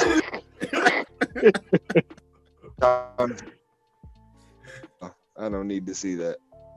Kurt, you surely care. You remember the real old Iron Mike Tyson, man. Okay. Surely you would pay $50 to tune in. I'm not paying $50, but I saw the little Mike Tyson workout tape. Scared for Roy. So Corey, I think, mentioned the Big 3, and you know how that stutter step is like in slow motion on the Big 3. Mike's hands were not moving in slow motion. Yeah, I wouldn't want to get hit by Mike Tyson with any gear on, a bulletproof vest or anything else. And I think Roy Jones is gonna get knocked out with the headgear on. Wow, man. I mean, let's look at this. Here, somebody put together, I guess, a little montage of just him, showing people how to fight. I mean, even, obviously he got a little belly there, and now, mind you, that was probably about 5 months ago. So that it's probably the belly ain't as much there. But yeah. I mean, he able to still move around his jeans. I mean, he old. He wearing white tennies. He old. Because only us old guys still wear. Only us old dudes still wear the white tennies like that. I mean, yeah, I think this boy. I'm looking at it. I think that Mike is in a situation where he probably does have a lot to prove. And to be 53, 54 years old for this fight, it kind of worries me because on one end, as a man who's 50 myself, it's like, we know moving slow motion and technique and skills, he can show people a lot, but I don't know, do I really want to see somebody this old? But then I look at Mike here, that dude ain't moving like no 50-some-odd-year-old dude right there. I mean, that dude is looking quick. And I heard an interview with Roy Jones earlier today, when I was, trying to prep for our conversation. See, I put in a little work for this. Roy Jones was saying that at his age, I think Roy is 50, 51, that the one thing that hasn't changed for him, kill that there, his speed. He was really surprised that he still had his speed. And so that was a bit of a surprise to me. So the problem was when you look at some of Roy Jones' last few fights that he had, and the other key thing, Roy Jones' last fight was in 2018. Mike hadn't had a fight since 2005, at least in a ring. I mean, Mike might have had a fight, but that's not in the ring. Right. But he hadn't had a fight in the ring. And so it's like on one end, the old guy in me says, Roy has been in shape and has at least done this, taken some hits within the last couple of years. For Mike, it's been a decade and a half. That's a long time. But Corey, I'm like you. Everything I keep hearing in the interviews with Mike don't seem to be taking this as an exhibition. So it's no. And I don't know if y'all know how it was growing up. You always got that one kid you can't play with. It's like some kids you can play with, y'all can box a little bit, but you got always that one kid, and when he get too hard, he start crying, and he just gonna go ahead and try to kill you. That's Mike Tyson probably in this case. Roy might hit him hard one time. He gonna get hit. Yeah. It's over after that. So one thing I did hear and why I wouldn't pay for it, I heard that because this is an exhibition match, it's not a sanctioned boxing match, that the California board basically said they are not going to let them really go at it. So I think as soon as someone gets cut, it's over. It's not like it almost sounds like it's going to be like the NFL Pro Bowl, where you can hit, but you can't hit.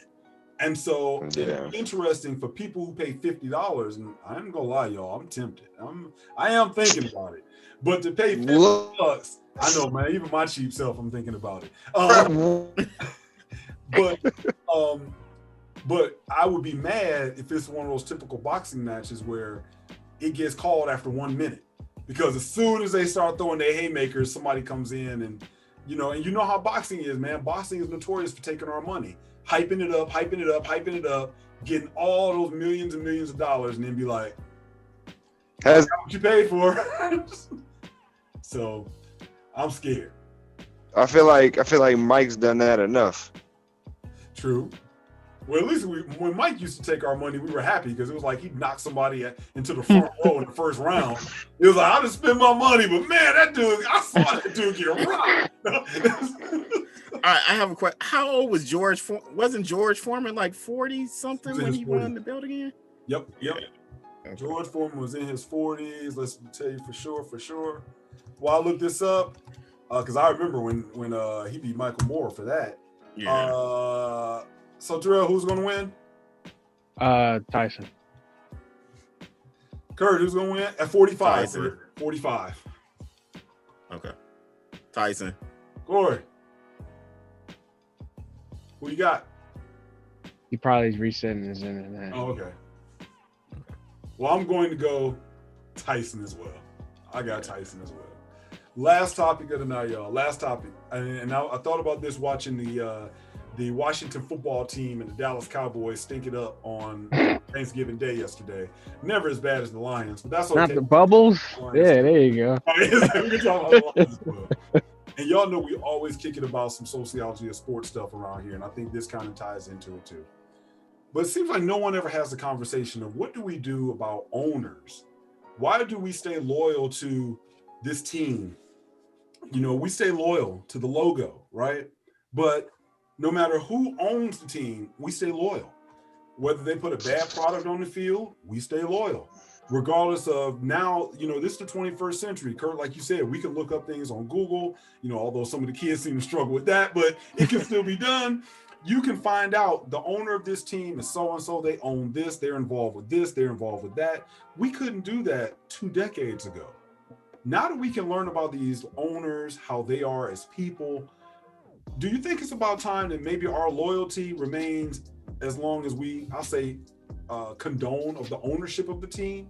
In other words, should we change our loyalty? Should we now start getting off the bandwagon with our teams and hold the owners responsible for how they are in much the same way they hold the players responsible for bringing in fans? So let me just give you an example to really hone it in.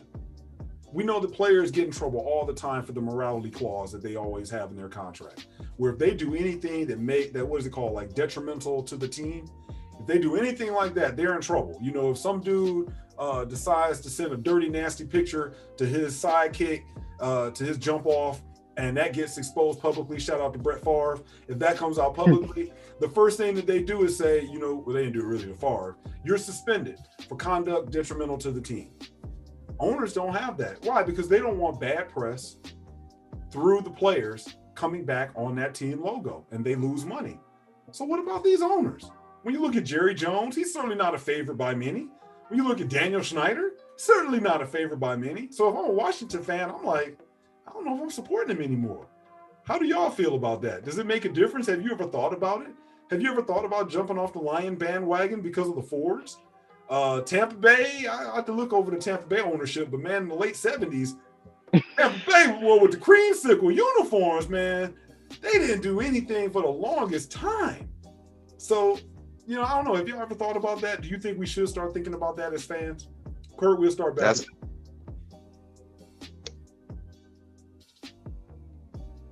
Hello? Yep, I'm still. Yeah, you get cool a little bit.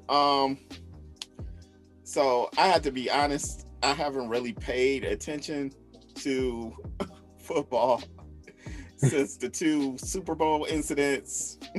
2? So the one where it was Kaepernick and the lights went out, the power went out. Oh. And then the one when Seattle called a pass on the 1 yard line. I'm just like, it's rigged. Yeah. Because who calls a pass? Okay, so since then, and then the Kaepernick incident. But however, to your point, I never liked I hate the Cowboys.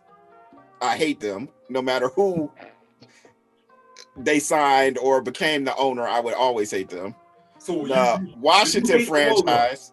You hate the logo, basically. Yeah, I hate I've always hated the Cowboys. Since I was a kid, I hate Texas. Wow. Texas people, I hate your state. Okay. Stop killing people. I got YouTube subscribers. Stop killing people, and you can keep your Cowboys. Okay. Wow. I hate your whole state. Wow. Man, he's all secede. Like Secede. Wow. Okay. Washington. Since Kurt hate Texas. Yes. Washington, I haven't liked since they wouldn't change the logo about 20 years ago when people asked them. I was never a Lions fan because the Fords are incompetent owners, and every big name person they could have signed, Steve Parcells, Warren Moon, they passed on. And Randy Moss. What's his name? What's the quarterback's name? Who has the largest contract and plays for the Lions? Stafford. Oh, Matt Stafford now? Yes. Why? Why would he ever be the highest paid player ever? It makes completely no sense. So, I believe, yes, if you don't like the owner's politics, yeah, you can boycott or lose the team. I'm trying to think of, so to be honest, I haven't really watched sports or football since then. At least not NFL football. And then, U of M, it's just been a disappointment. Corey, what say you? I mean, when Robert Kraft did his whole little spiel that he did, was that last year, 2 years ago, when he got caught going to the massage park? He was at the massage park. Yeah. That didn't really bother me at all. Was he there a long time? Was he there a long time? He was there a long time. Long time. He was there a lot too. That didn't really make a difference. I didn't really care too much. I don't like the Cowboys mainly because of Jerry Jones. I think he runs it like he is a slave owner. The way he talks, the way he presents himself when it comes to talking about his players, what he wants his players to do, things of that nature. When he was fake kneeling with the players, when when the players were actually allowed to kneel, or the NFL was not making it a deal, and he started to kneel, and it was all phony. The Daniel Snyder thing, for him not wanting to change the name, that's why I didn't like him as well. I'm not a guy just because of that, and because they're terrible. I did like RG3 when he was there, but I've always been more of a player person than a team person. I got my Patriots. I love my Patriots, but more because I'm a Tom Brady fan. I love the Lakers, but I love the Lakers because of Kobe. So I'm more of a player person than I am a team person, because I feel like, I like the NBA because the NBA lets the players dictate more, where the NFL, they don't let you do as much. They don't let you have as much freedom. They don't let you market yourself, the way the NBA does it. So, yeah, I mean, not liking, like the owner's politics can, that's enough to leave. That's one reason why I don't like the Lions, because I hate the Fords. They're terrible. They don't know anything about football, which is why the Lions are terrible and have been terrible since the 50s. So, Terrell, what say you? I don't know. Especially in football. I'm, as of probably this year and maybe a little of last year, I'm just coming back around to football, because I took I dove all into basketball for most of my I'd say high school and a little bit middle school, a little bit. Obviously I root for Bubbles, but that's just because I like home. So, I'm just go ahead and represent them, because at the end of the day, one day, whether I'm here still or not, I can go ahead and say, hey, I was rooting for them when they were down, because there will eventually, when they're up, then all of a sudden there's going to be people migrating just because they're winning. And I'm not trying to hop on just who's winning. Because when I first got into football, I was watching, and it was just like probably fifth grade. So that would probably been 04 and all 04, 05 and all that, when it was the Patriots running all the time. And then, so I was like, oh, I'm a Patriots fan. And then I was a Steelers fan. But Troy Polamalu I like him. So that was my first sense of like, okay, I like them because Troy. And then he retired and stuff. So then now I'm Lions and stuff like that. But I don't know. It just depends on what you're willing to go ahead and turn a blind eye to. Ultimately, is it the off the field or non-NFL related things that cause the issue, or is it because of the team's performance, right? If the team turns around, does that make you all of a sudden like them? Because it's still the same people, but right, so it all depends.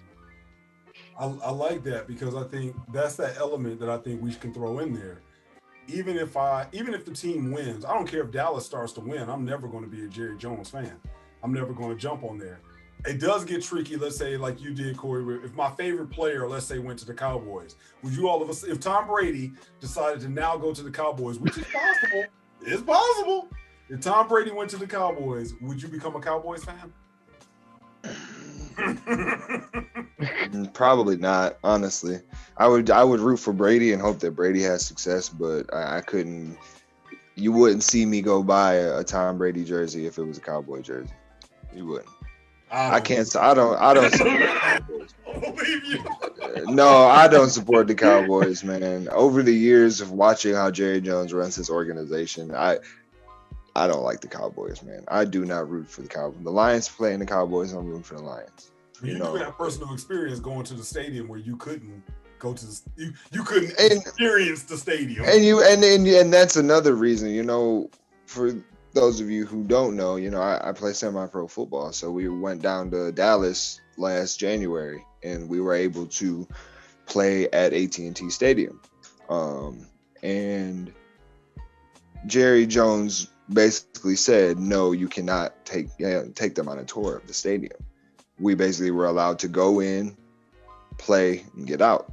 We weren't allowed to walk around, weren't allowed to shown anything. It was almost like that Southern hospitality wasn't there.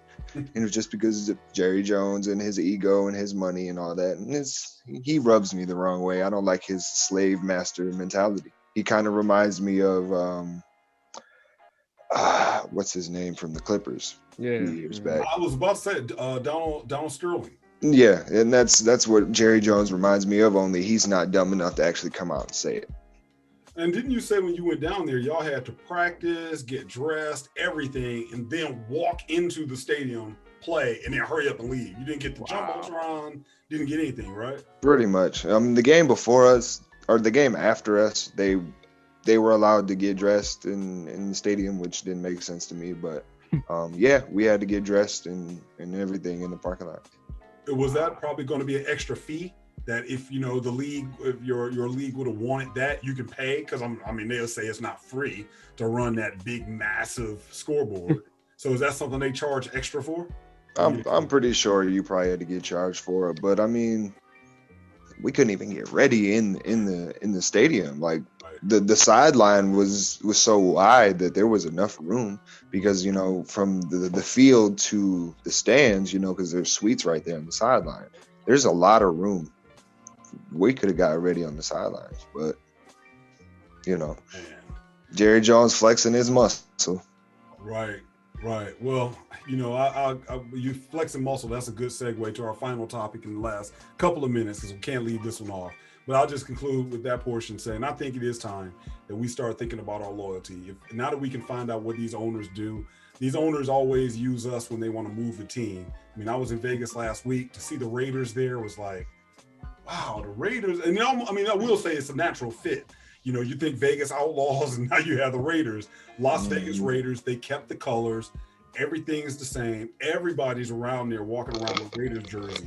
And they built the stadium right behind the strip, just across the freeway. Mm-hmm. So it's not like they built it out in Henderson or in some other place out in the desert away from Vegas. That's the good part. But I used to be a Raiders fan back with Al Davis, and I really like Marcus Allen. Then I saw how Marcus Allen got treated when Bo Jackson came in, but then I was a Bo Jackson fan. I was cool.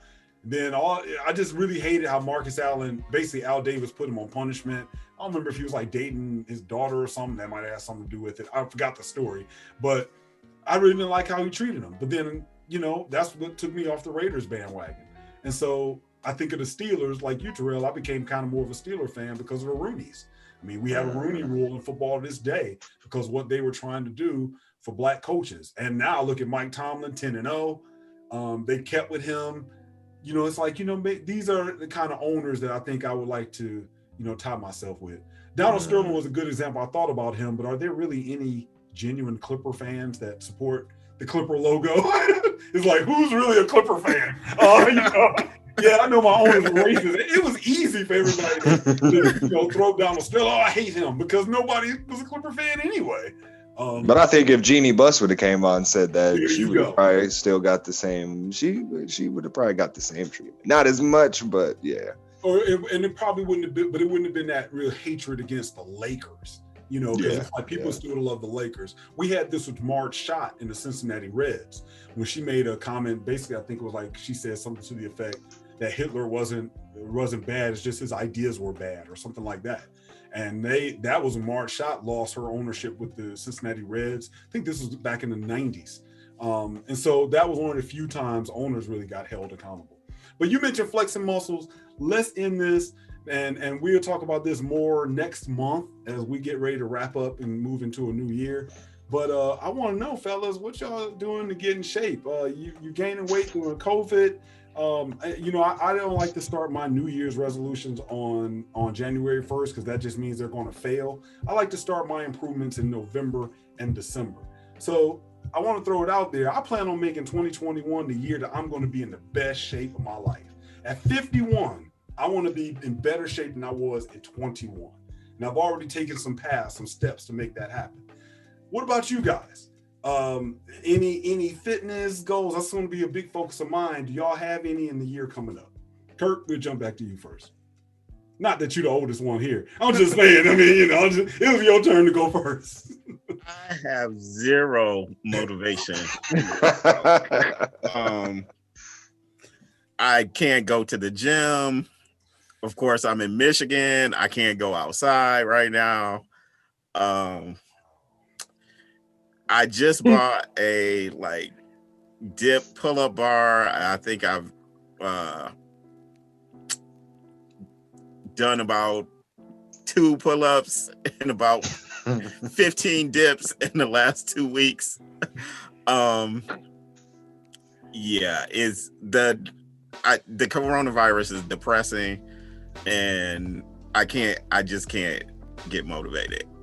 Wow, I sound like an intervention. Maybe I will be happy when I can go back to the gym. That is definitely a downfall with the virus going on. People can't go to the gyms. Woo! All right, Terrell. No, I've already, been on the road, to accomplish my goals. I mean, just to, cut down the body fat percentage. I mean, just as far as, part of it as well is, when I graduated high school, I was probably 160 when I graduated high school. So I'm trying to get back down to 165, between there and 170. And I'm at 173. Probably about a month and a half ago, I was like at 183, 185. But dude, you tall. It's not like you tall enough to hold that. No, it was again the body composition, right? It's what am I made of? And then plus 2, I wanted to dunk. So I was like, before COVID, right before, I was getting it above the rim, but I couldn't get it in. And now I'm back exactly where I am, but I can do it more consistently. I just haven't learned how to actually dunk, but I'm there. So I'm like, all right, it just felt comfortable to me to be like that. When I started doing boxing as well, the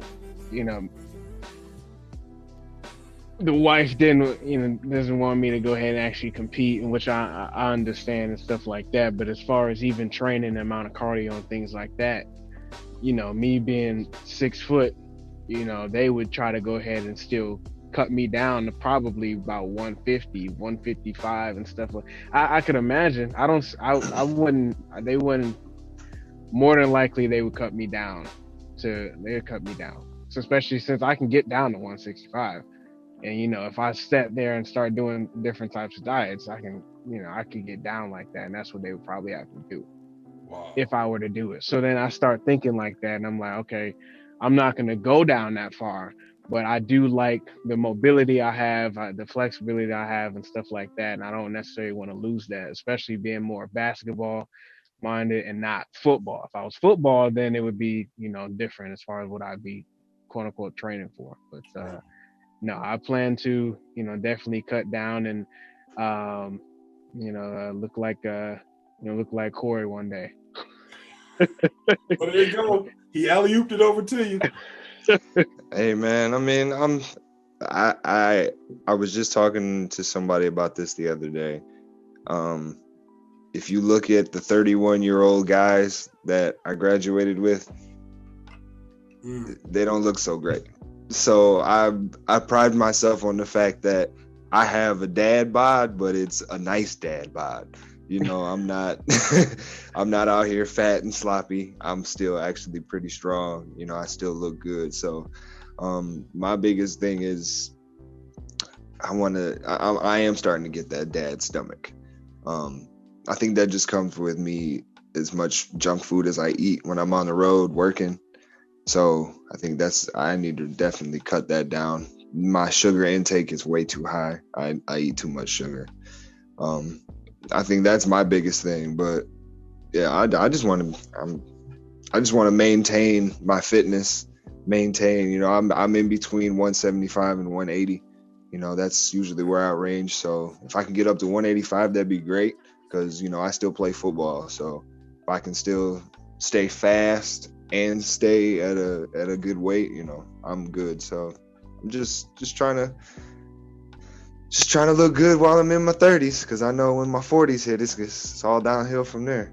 I disagree with you 110%. I know you do. I disagree 110%. I'm still breaking records, lifting records on the bench, the squat, and the deadlift at 50 years old. So it doesn't have to be downhill from there. Now, granted, it's always good. The good part is when you get 40, it's a little easier to get on TRT too. That's always an extra protection. So that's always a good part. Now, how tall are you, Corey? 5'10". Trey, you say you're 6 feet. I would think you're a little taller than that, because I'm 5'11" and 3/4, and you taller than me. It depends on the shoe. I mean, I want to be. I don't like to put myself at 6'1" yet, because when I take my shoes off, I'm not 6'1". That's so I'm 6 right? foot. So that's yeah. All right. Well, my weight, and Kurt, you can tell yours if you like. I'm not gonna be ashamed, because I don't plan on being here long. Actually, I dropped down to 215. I was hanging between 210 and 215 up until, and I purposely went up on purpose. Last time I got on scale, I was at 221. That was Wednesday. So I am expecting to probably get up to the 230, 235 range before I then start leaning out. So I expect the scale to rise even more in probably the upcoming maybe 2 months before I start what the bros like to call a mini cut. But I need that, because I know I need to readjust my caloric intake, because I'm always scared to be the old fat guy that I was growing up. And so as soon as I start putting on weight and I start, like you said, I feel like my gut is just hanging over too much, then I decrease my calories. And I think probably calorically, I probably take in about as much as maybe a relatively athletic woman does. And I know at my body weight, I can take in a lot more than that. But my body's just not used to it. So I'm going to be force feeding myself to get bigger. That's one big thing for 2021 for me. Kurt, we got to get you motivated, my brother. Okay, so this is what I'll say. Before COVID, I was probably 232. And Mr. Lee, what is that? I didn't know that was you. Oh, I take it that was one of your students saying that. No. Got the Lee, I thought you was a tenderoni. I didn't know that was you. Oh man. Yeah. So I was doing really good. So yeah. Then COVID hit and I'm at 243. Wow. And there's no muscle in that 10 pounds. You definitely need to check out CT Fletcher. You need to YouTube CT Fletcher. And when you look at where CT was at originally and the amount of weight that he lost. Now, mind you, CT Fletcher was already huge. Let me pull him up real fast. CT Fletcher is one of my favorites. Definitely one of them dudes that, man, hey, CT, if I can meet you one day, brother, I want to be like everybody else and shake your hand. Because now, you know, he's definitely not kid friendly in terms of the swearing. I warn you of that. But CT Fletcher, man, his early videos, I'll just see if there's something real fast up here. But his early videos, here we go. Anytime I can give CT some shine, I'm more than willing to do so. Because finally, my movie, my documentary, my magnificent obsession is finally going to be available to the public on September 18th. It tells everything from the beginning, when I was too poor to feed myself, when I wondered how I was going to survive, when I didn't know if I would live or die. The whole story is there. Some of it's not pretty, but it's in there. Everything. They left no stone unturned.